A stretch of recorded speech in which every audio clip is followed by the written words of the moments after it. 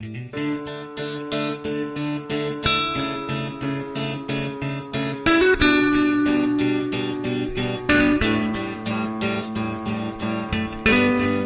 right, so I was on the road yesterday with my son Ethan, and we were driving back from Ottawa, and he showed me this videotape, this clip of of the Tucker Carlson show as it is presently constituted, not the Fox, not the Tucker Carlson Tonight that used to appear on Fox, but Tucker, I guess, has now got his own show, and he's doing his own thing.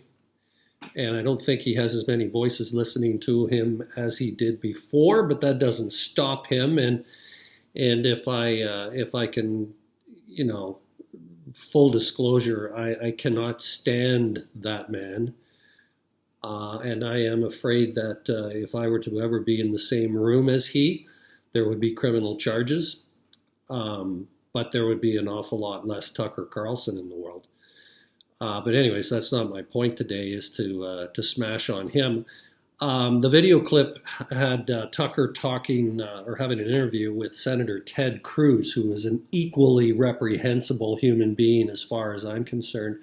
And so my son played me a little clip from the video, and it actually showed Tucker going after Ted. So, I mean, this wasn't, you would think that a conversation between these two individuals would basically be a fairly, you know, I associate both of them as being on the same truckload of crazies as the rest of the Trump crowd down in the States. So, I didn't put too much stock into how much I was potentially going to enjoy watching this video. But then he played me a clip of, as I said, Tucker really going after Ted Cruz. Like he was really putting the boots to him. And I didn't see the whole thing, of course, because I was driving and he just showed me a little bit of it. I could hear it more than I could see it. And I thought, hell, you know, this is something I might actually have to check this out because here are two people that I can't stand, and they're going at each other, which is always a good time. And by the way, I have to apologize for my snappy little toque here, my jaunty toque. But when you're having the kind of hair day that I'm having today, a jaunty toque is a bit of an improvement. So anyways, back to the idea of how I could possibly want to watch something involving two people that I actually can't stand.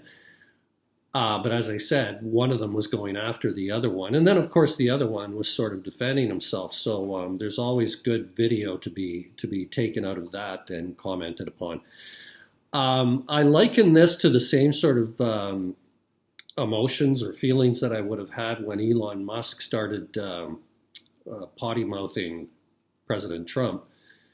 And I can't stand Elon Musk and I can't stand Donald Trump, so it's a similar situation. But then when they had that falling out, which I don't think lasted all that long, but it was good while it lasted, and when Elon said the things that he said about Trump, it was almost like, you know, despite the fact that I absolutely cannot stand Elon Musk, he's like right up there with Tucker Carlson as far as I'm concerned in terms of his on the hate list. The fact that he was going after Trump, it was like, oh, okay, well, maybe, you know, maybe this guy has something to say. Maybe there is some merit in what he might have to offer here. It's amazing how forgiving and how open-minded I can get when I got one reprehensible person attacking another reprehensible person, and you got me on the sidelines. Hey, yeah, go for it.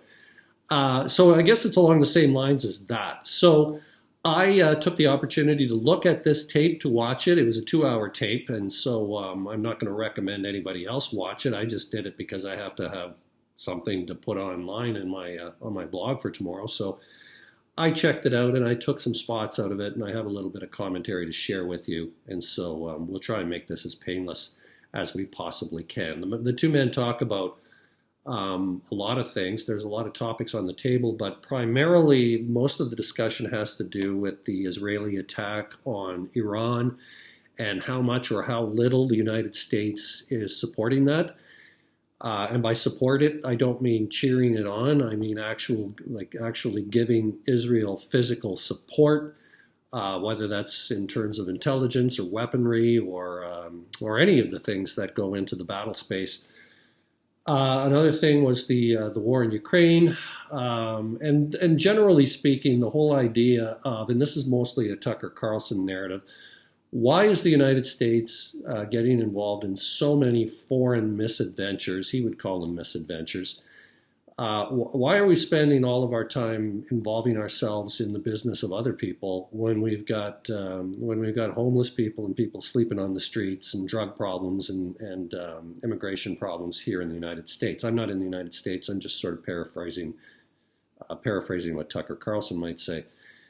And so most of the discussion goes back and forth on those points. So it's a lot of Iran, it's a lot of Israel, it's some Ukraine and Russia, and also this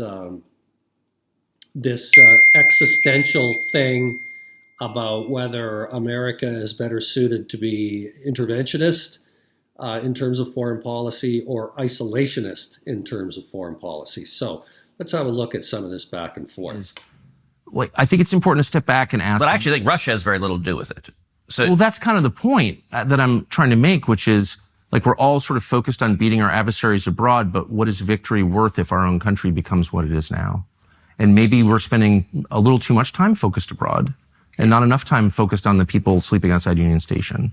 Okay, but I'm just saying, like, how can people ignore? It's like, if my own kids are drug addicts, but I'm focused on my neighbor's kids, it's like I'm neglecting my own kids. And there's a sense in which the Congress is neglecting the country that elected them in favor of this relentless focus on other people's problems. That's the way it feels as an American. Okay, so Tucker, I hate to say this, but Tucker's kind of making a good point there.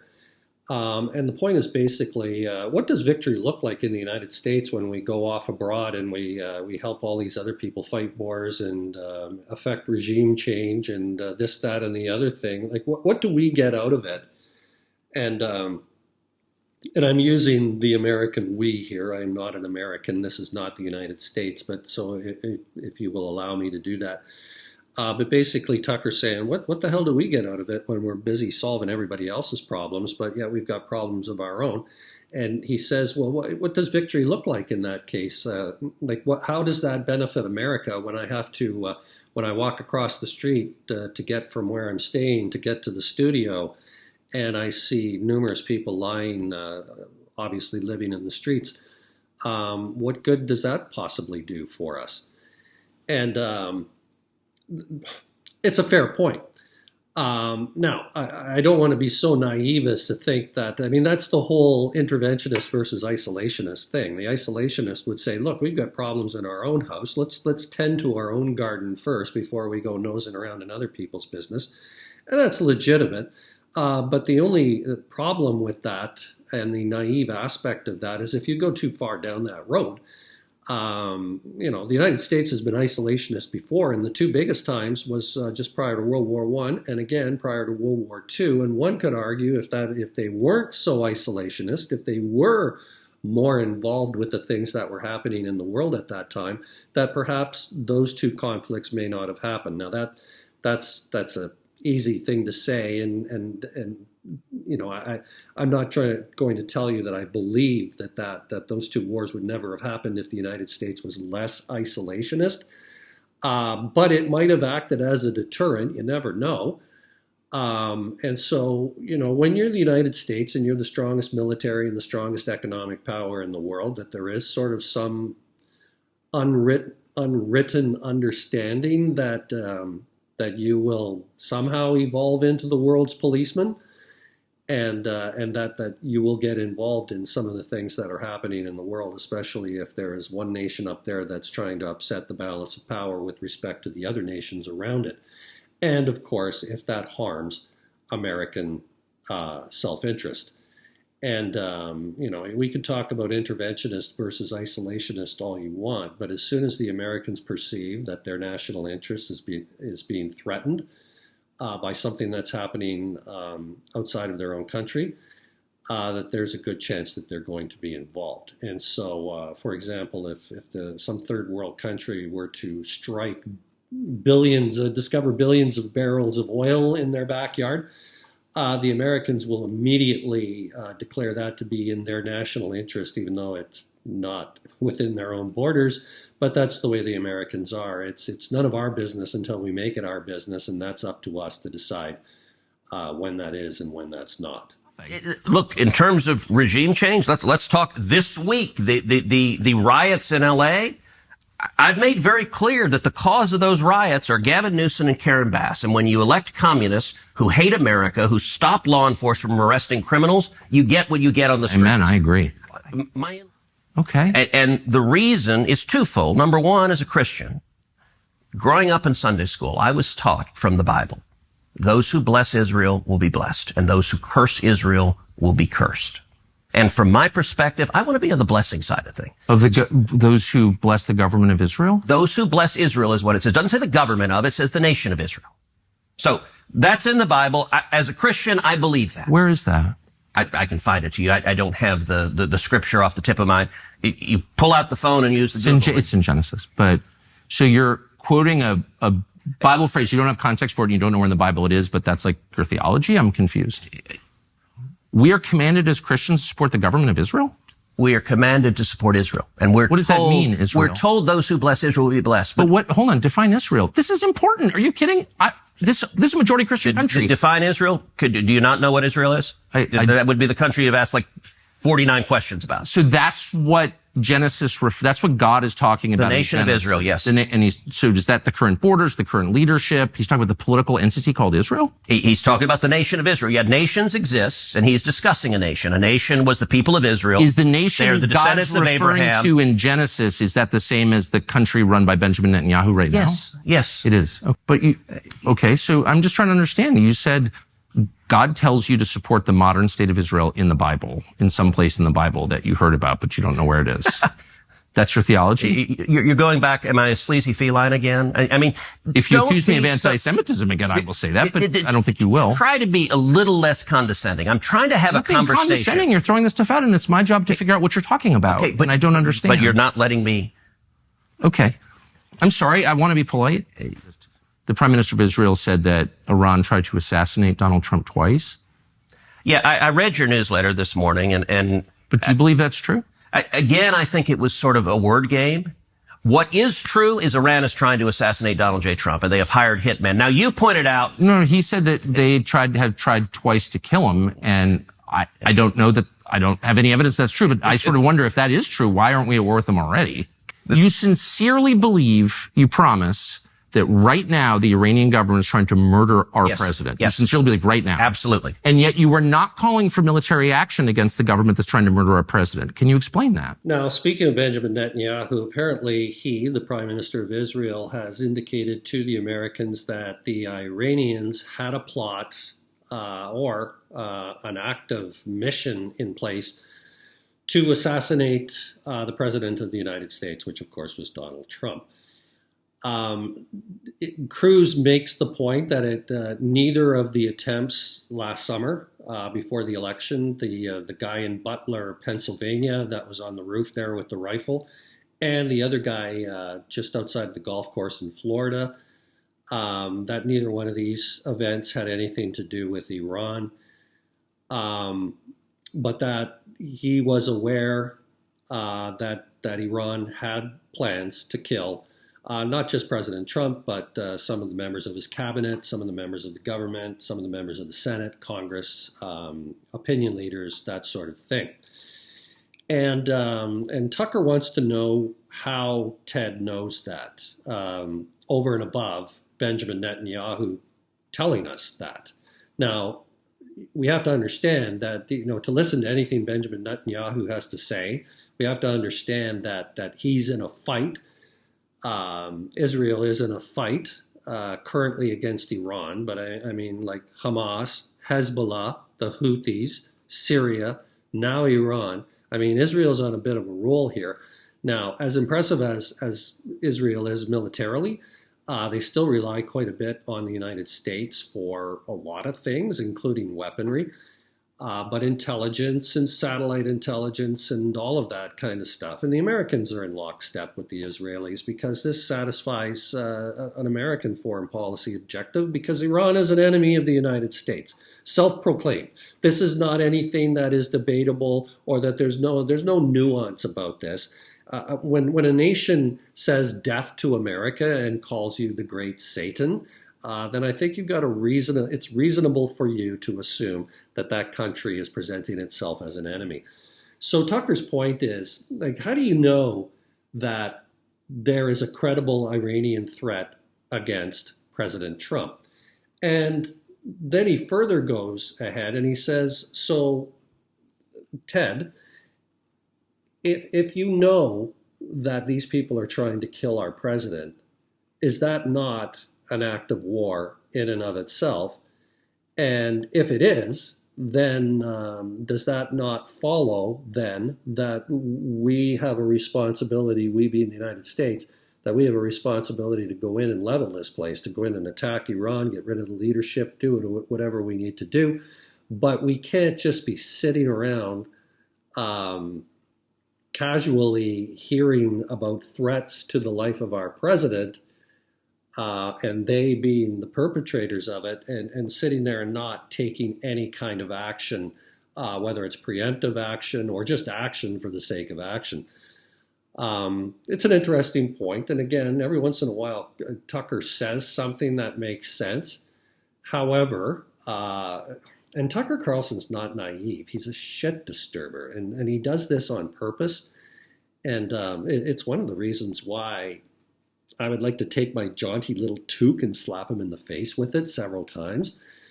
But the United States, there's lots of countries in the world that would try and take out Donald Trump. Hell, there's Americans who wouldn't mind taking out Donald Trump. And I'm not advocating for any kind of violence in politics or anything like that, but it seems to happen anyways. With all the trouble that the Americans have caused the Iranians over the years, vis-a-vis oil, the Iranian hostage crisis back in 1979, which is an embarrassment to the United States, the fact that the Americans and the Israelis are in lockstep, that neither of those countries really do want Iran to be successful in their acquisition of a nuclear weapon. The synergy that exists between the Americans and the Israelis is obvious. And so, one could argue that the United States is currently at war with Iran, but they just don't want to say that. So what does that look like when the Americans are at war with Iran? Well, they provide support with the Israelis, right? So we don't have American fighter jets and bombers and missiles and all that kind of stuff over the skies of Iran right now. I mean, they have the capacity to do that. They have the capability. They have the hardware. They have everything they need, other than, I guess, the willpower. And the willpower is not all that far behind. But why get your hands dirty unnecessarily when you've got Israel to go in there and fight your fight for you? And so that's currently what's happening. Tucker will challenge Ted quite a bit on this score. We should be attacking Iran, as in we, the United States, because they have repeatedly made threats against our leadership, and they have plans to kill some of our political leadership. So isn't that a casus belli? Forgive my Latin. Is that not a legitimate pretext to go to war? Like not a shadow war that they're currently engaged in, but a above board and everybody can see kind of war where there are American assets, military assets, actually inflicting damage on the Iranian leadership, the Iranian military leadership, the Iranian infrastructure, Iranian oil and natural gas facilities, and of course, anything to do with the Iranian nuclear program. So, so Tucker makes a point, and it's kind of like, that's the thing about Tucker Carlson. He'll make enough of a point to sell the validity or the alleged integrity of whatever point follows after that point. So it's sort of like the best lie has a kernel of truth in it, sort of thing, to make it more believable, to make it more, if you can say a lie has integrity, but to protect the integrity of the lie, there should be a little bit of truth to make it more believable. And so, so the United States is currently at war with Iran with respect to sanctions and helping the Israelis and all of that kind of stuff, and all the different ways that the Americans can help another country fight a third party country. That's currently happening. But Tucker's making the point, listen, if they're going to threaten our political leadership, if they're going to threaten our president, then why are we not dropping bombs on them right now? Why don't we just take care of business ourselves? Why do we have to sort of shop this out to the Israelis, subcontract it to the Israelis so that they can get the dirty work done? As I said, he makes a good point to a degree, but he knows perfectly well that the United States can't go flying into every little conflict that presents itself just because. I found that interesting, that dialogue between the two of them on that point to be very interesting. I would use economic sanctions and I would use moral suasion to try to effectuate if you regime change. Okay, so you topple the regime and by whatever means, what happens then? How many people live in Iran, by the way? I don't know the population. At all? No, I don't know the population. You don't know the population of the country you seek to topple? How many people live in Iran? 92 million. Okay. Yeah. How could you not know that? I don't sit around memorizing population tables. Well, it's kind of relevant because you're calling for the overthrow of the government. Why is it relevant whether it's 90 million or 80 million or 100 million? Why is that relevant? Because if you don't know anything about the country... I didn't say I don't know anything about Okay, what's the ethnic mix of Iran? They are Persians and predominantly Shia. Okay, it's not even... You don't know anything about Iran. So actually, I am not the Tucker Carlson expert on Iran. You're a senator who's calling for the overthrow of the government. You're the one who claims anything about the country. No, you don't know anything about the country. You're the one who claims they're not trying to murder Donald Trump. You're the one who can't figure out if it was a good idea to kill General Soleimani, and you said it was bad. You don't believe they're trying to murder Trump. Yes, I do. Because you're not calling for military strikes against them in retaliation. And if you really believe that... We are carrying out military strikes today. You said Israel was. Right, with our help. I said we. Israel is leading them, but we're supporting them. Well, you're breaking news here because the U.S. government last night denied, the National Security Council spokesman Alex Pfeiffer denied on behalf of Trump that we were acting on Israel's behalf in any offensive capacity. No, we're not bombing them. Israel's bombing them. You just said we were. We are supporting Israel. High stakes. You're a senator. If you're saying the United States government is at war with Iran right now, people are listening. So then the two of them get into it back and forth about regime change in Iran. Now, Netanyahu of Israel has mentioned that that's one of the not so much a goal, but it wouldn't be the worst thing in the world if the regime were to fall in Iran. But I think what Netanyahu means is through a popular uprising of the Iranian people to overthrow their own government. The Israelis are more than willing to help them with that by killing as much of the leadership as they can and going after the Ayatollah, the current Khamenei, who is running the place, all 86, 87 years old of the guy.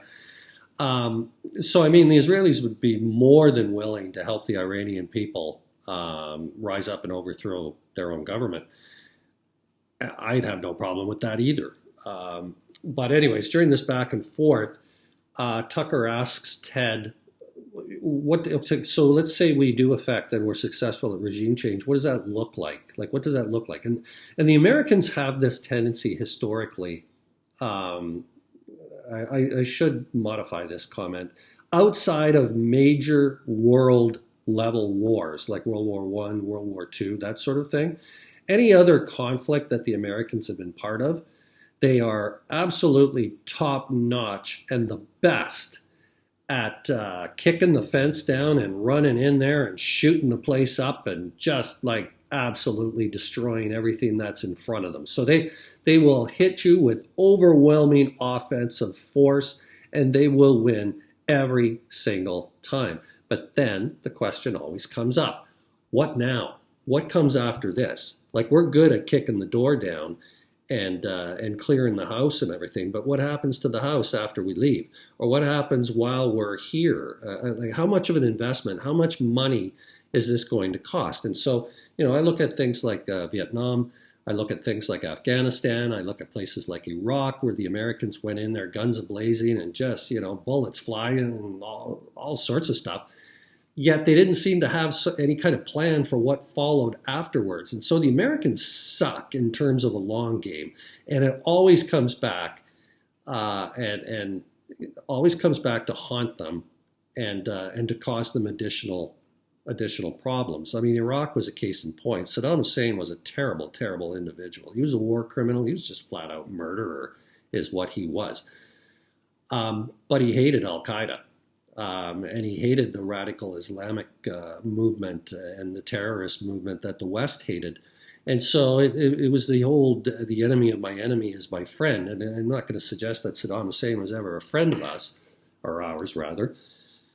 But he certainly didn't truck with the people that we were trying to get after 9/11, after that fiasco. So, a lot of people would argue we should have just left well enough alone. But we didn't, and so we took that whole thing as a pretext or an opportunity to invade Iraq as well, to get rid of Saddam Hussein, who the Americans had a crack at back in 1991, early 1991, and they didn't get him. They had a chance to go all the way to Baghdad, but for whatever reasons, loss of life, perhaps part of it, just they felt they didn't need to. They left him in place. They didn't go all the way to Baghdad and topple Saddam Hussein. So that was George Herbert Walker Bush, who was the president at that time. But when his son became president in 2000, George W. Bush, he used what happened at 9/11, the Twin Tower terrorist attack on the Twin Towers in New York City. He used that as a pretext to go willy-nilly into everywhere that any terrorist could likely be found. And so he identified Iraq as a place that was manufacturing chemical weapons, not nuclear weapons, but chemical weapons.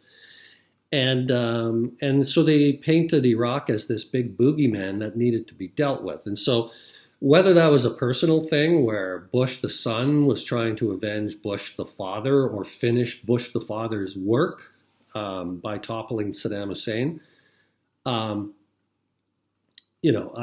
don't know. I suspect that there's some of that personal aspect involved. And there's no way I'm going to defend Saddam Hussein. But the fact of the matter is that by going in there the way they did and toppling Saddam Hussein and causing him to be overthrown and executed and all that kind of stuff, well, then the Americans had an obligation of sorts to overlook what was to happen in Iraq next. Like what kind of government would be installed there? What kind of supports? Are we going to train the Iraqi military? Are we going to reconstitute the Iraqi military? What are we going to do with the Sunnis versus the Shiites? What are we going to do? Like these countries are complicated countries, right? So sure, it's easy to come marching in with your tanks and bullets and all that kind of stuff and shoot the shit out of the place. But that doesn't solve it. Unless you kill every single last person in the place, that's not going to solve it. Another thing is that Tucker challenges Ted Cruz to, he's after him about this idea of regime change in Iran. But then he starts turning on Ted and basically the idea. So Ted, what do you know about Iran? And so he hits him with okay, what's the population of Iran? And Cruz doesn't know. He says, I don't know. And Tucker knew in advance, and he says, well, it's 92 million people. And you didn't know that. And basically Tucker says, how did you not know that? How do you not know that? You're a United States senator, and you are advocating for the overthrow of this regime in Iran, and yet you don't even know the population of Iran. And I guess by extension, Tucker's saying, you don't know anything about Iran. So they trade back and forth. You don't know anything about Iran. And they get back into this pissing match back and forth about who knows the least about Iran. Ted Cruz says, what does it matter if the population of Iran is 100 million, 90 million, 80 million? What the hell does it matter? Like if we're talking regime change here, if we're talking getting rid of these criminals that are running the place and replace them with something that's a little more tenable, what does it matter how many people are in the country? That's a fair point. But Tucker seizes on, like he senses that he scored a point here. And then he starts asking, okay, so what's the ethnic composition of Iran? And Cruz starts saying things like, well, okay, so they're Persian, predominantly Shiite, blah, blah, blah. And every time he makes a point, Tucker says, so what does that mean? Like how many different types of Shiite is there in Iran? And what's the percentage of this demographic vis-a-vis the entire population? And it's all horseshit, really. And another example of Tucker Carlson doing what Tucker Carlson does. Here I don't have, this is the one that my son played for me, and I sort of cheered that he was giving it to Ted Cruz, because in the car it sounded like he had Ted Cruz in the spotlight of indecisiveness, where Ted was just sort of like, well, okay, I don't know that. I don't know how many people are in Iran, and I don't know. And he was just making Cruz look bad. But actually, when I watched it today, it's more I find fault with Tucker Carlson on this than I do with Ted Cruz. I mean, that's a good point as far as I'm concerned. What does it matter what the population of Iran is? Just because I don't, as Cruz says, I don't study population tables in my free time. That's a legitimate point. Whatever the population of Iran is, it doesn't change the fact that Iran represents a threat to the national security and the territorial integrity, not the territorial integrity, but the national security integrity of the United States. So whether, Israel is a nation of 10 million, and look at what they're doing. Look at the mayhem and havoc that they can cause in the Middle East. And here they are, bombing the crap and arguably having their way with Iran. And Israel, like I said, population 10 million people. Iran, population 92 million people. And they're getting their butts handed to them by the Israelis. So Ted makes a pretty good point. Whether it's 100, whether it's 90, whether it's 80, whether it's 70 million people, doesn't really matter. We want to get rid of the leadership and usher in some sort of leadership that would be a little more easier to get along with vis-a-vis us and vis-a-vis everybody else on the world stage. You're a lawmaker. You're a powerful person in Washington. This is the most powerful country in the world. If you're calling for toppling in government, it's incumbent on you to know something about the country and to think through the consequences of that. And you haven't, and you don't. And I'm saying that's reckless. Isolationism. Your foreign policy is the foreign policy of Jimmy Carter and Barack Obama. Oh, absolutely. And it doesn't work. Yeah, I'm a big leftist. This is so silly. I'm Jimmy Carter and Barack Obama. Okay. Let me just say one last thing. So how is your foreign policy different from Jimmy Carter's? Seriously. Please. But I asked that question seriously. I don't even know what you're talking about. Jimmy Carter? So then Ted goes on the attack a little bit by accusing Tucker Carlson of being an isolationist with this talk of, why are we involving ourselves here, there, and everywhere when we should just be looking after what's happening, all the things that are happening here in the United States that are bad things, right? And Ted Cruz accuses him of being on the isolationist part of the attitudinal spectrum vis-a-vis the interventionists. And he says, you know what, Tucker, your foreign policy strikes me as being very similar to that of Jimmy Carter. You and Jimmy Carter seem to have the same foreign policy. And of course, Tucker, it's like, okay, so you're accusing me of being Jimmy Carter and what was the other one, Bill Clinton or Barack Obama? That was it. And this is what Cruz is accusing Carlson of being with respect to his position. And of course, Carlson takes offense to that. Yeah, of course, I'm a real leftist. You just paint me Obama, paint me Jimmy Carter. And he said, Jimmy Carter, is this, what century are we in here, Ted?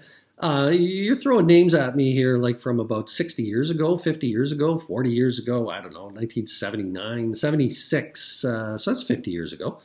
When Jimmy Carter was the president, he says to Ted, how could you possibly accuse me of like these people that you're accusing me of being like, they stand on the opposite end of whatever spectrum I'm talking about. But it was just interesting to, and then like Cruz asks him flat out, do you support the policies of Jimmy Carter? And I guess essentially Jimmy Carter was viewed as the kind of guy who didn't want to get involved in any kind of shooting war. Um, and whether that was because of Carter being a relatively, probably the most decent man to ever occupy the office of President of the United States. And I don't know if his Christianity or his general demeanor would be something that would get in the way of him, firing off a bunch of rockets and that sort of thing. I don't know. But I suppose an argument could be made that Jimmy Carter was, to a degree, an isolationist. I'm not going to say he was an isolationist. I just don't think he was that much of an interventionist. I think Jimmy would probably want to look at a negotiated settlement to just about anything. He was, after all, the president that oversaw the Camp David Accords between Egypt and Israel, Menachem Begin and Anwar Sadat back at Camp David, 1976, maybe 77, 78, perhaps. So Jimmy Carter is less of a war hawk than he was a talker and a mediator and a negotiator and that sort of thing. And so if those are the sorts of things that Ted Cruz views as isolationist, I guess there's no helping that, but I don't view Carter as an isolationist. I just view him as not a warmonger. So shooting things and shooting people are not the default go-to position of a Jimmy Carter. And he's sort of accusing Tucker Carlson of being very similar to that.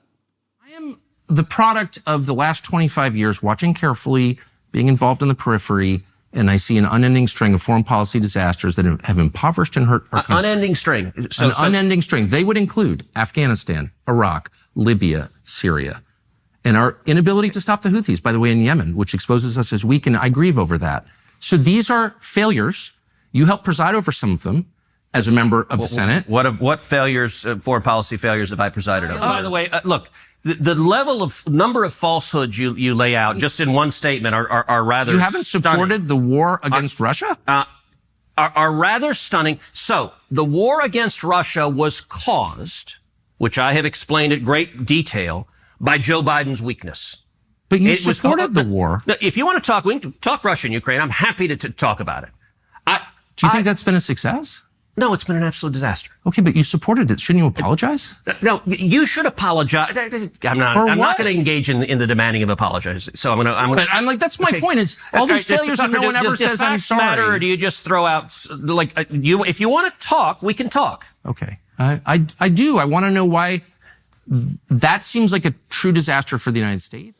What I particularly enjoyed about this back and forth was how many times that Ted Cruz pretty much called CARLSON, he took issue with the smartass comebacks that Tucker likes to employ on a regular basis, and he says, "Why do you have to be so smarmy? Why do you have to be so disrespectful? Why do everything that comes out of your mouth is designed to cause problems, to cause disagreement, to cause tension? You're an agent provocateur." And I don't have any, I don't disagree with Mr. Cruz on that score. I think Tucker Carlson is a legitimate troublemaker. That's his whole raison d'etre. He's a guy that could say anything he wanted on his show, Tucker Carlson Tonight, but he phrased it as a question. So he would make his points, but he would always phrase it as a question. And that way, he could always make it, sound like if push came to shove, he could, I'm just asking questions. I'm just asking questions. Is it true that you are that you cheat on your taxes and you cheat on your wife? And is it true that you're all these reprehensible things? And, anybody take an issue with that? Like, what are you talking about? Like that I cheat on this and I cheat on this person. And what are you talking about? And Tucker I'm just asking questions. It's just questions. Like, why are you so afraid? Why are you getting so upset? And so he's got this way of engineering it where the other guy gets all upset, and then Tucker can stand back and go, well, what's the problem? Like, why are you losing your shit over this? I'm just asking a bunch of questions, right? So anyways, anytime that Ted Cruz sort of put Tucker Carlson in his place by calling out his behavior, that was good because Tucker needs to hear that. But Tucker, Tucker knows how to roll with those punches. And this caught me by surprise. Now I don't believe this for a second. But can Tucker Carlson be contrite? I don't think so. But twice, maybe three times over the course of 3 hours after Ted Cruz labeled his really poor behavior, and that's those smart ass comments and those comments that come under the guise of a question. When Cruz calls him out on that, there's actually a couple of times that Tucker Carlson says, you know what, that is a part of my personality. I am sorry. I am aware of that. And it's something that I would like to improve upon. I'm sorry. Okay. I personally never thought that I would ever live long enough to see or hear anything like that. But now that I have, I'm suspicious of it. I don't know if that is an attempt by Tucker Carlson to make himself more believable, more relatable. Yes, I've got this personality trait where I can be a real smartass and piss everybody off, and I do it on purpose. But you know what? I recognize it, and I'm working on it, and I'm going to try and be better in the future. Except that, maybe the second hand on the clock will move 30 seconds downstream, and I'm just going to do it to you again. The very thing that I just apologized for. Anyways, I don't want to made this long enough as it is. So I just want to say that thank you to my son for pointing this out. I was really thinking that I was going to be, I hate Tucker Carlson, but I thought, since he's kicking the snots out of Ted Cruz, that can't be all that bad of a thing. And so maybe I can, shoehorn a little bit of respect for him. And then after I saw it, I can't believe I'm about to say this, but it's almost like I could understand. I was sort of taking the side of Ted Cruz, except for that silliness about the Bible and Israel and that kind of thing. And that's just another example about it. They trot around all these Old Testament things, coming out of the Bible. God says this, God wants us to do that. God. Well, do you have God on your Rolodex? Do you text God every night? Do you play poker with him on the weekends? Like, just what exactly is your relationship with God where you can walk around and tell everyone or make everyone think that you speak for him and that he is the driving force that motivates you to take the positions and the attitudes that you have. God can't be on everyone's side. Hold on. When I think about that, okay, sure he can. But the point is, when the Germans marched off to war, when the Nazis marched off to war, it's not like they thought that the devil was on their side. Everybody seems to have God on their side. And, do you see anywhere God sitting in front of a 60-inch television screen with a bowl of popcorn and a couple of beers, watching human conflict play out and cheering for any one side over the other? Or does God hedge his bets and say, hey, you know what? I support everyone. That way I can only come out a winner. I don't know. If you're going to take the time and the effort and the internal spiritual integrity to believe in God and to be earnest with that and to be legitimate with that, then you have to take what some of these people say with a grain of salt. God can't be everything good, bad, and in between. My God is good. My God doesn't look for ways to hurt people. He doesn't look for ways to have one of his people subject any other of his other people. And is this me speaking for God? No, this is me speaking for me and my interpretation of God. And I would prefer to have the idea in my mind that he's a loving, forgiving, and tolerant God, which is more of a New Testament kind of thing, more of a Jesus kind of thing. And the Old Testament people, the fire and brimstone and poke out an eye and all that stuff, the angry God, the vengeful God. I don't know.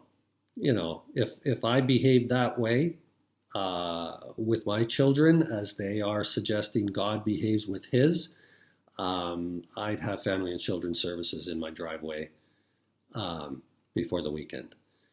So, anyways, it was Ted Cruz, it was Tucker Carlson, and I hate them both. But at the end of the thing, I still hate Tucker Carlson because you can't watch him and you can't listen to him without wanting to punch him right in the freaking forehead. And Ted Cruz, who I absolutely had zero respect for, I have a little more than zero respect for now. To me, this is like watching the Boston Bruins and the Florida Panthers play hockey. I hate them both, and you never know. I can remember watching the Philadelphia Flyers in Boston playing in one of those outdoor games on New Year's Day, and my son asking me, "Who are you cheering for, Dad?" And I said, "I don't know. I'll tell you. I'll tell you in a bit because I have to watch them. I hate both teams passionately." But if you have to pick one over the other, which one are you going to pick? And I think it was at the end of the first period where I decided I was going to be cheering for Philadelphia. I can't even really remember. But I guess such is my distaste for Boston. That you try and find the lesser enemy and be supportive of him. Anyways, this has been a long one, and if you are still here and if you've watched all of this and listened to all of this, then God bless you. That's from me to you. I have no idea what God's plans are for you, but I hope they're nothing but the best. And since this is coming up on the weekend, the best I can do is say thank you for hanging in there with me, and hey, if you get a chance, have yourself a nice weekend.